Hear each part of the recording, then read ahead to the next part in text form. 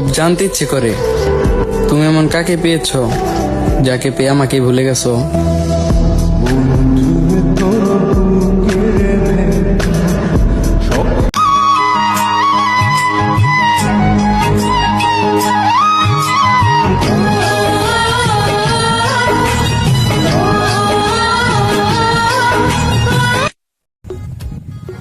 তোমার নামের প্রথম অক্ষর অনুযায়ী তুমি আমার কাছ থেকে কি পাও অবশ্যই দেখে নাও। তুমি আমার চাঁদ রে বন্ধু, আমি চাঁদের জোছনা।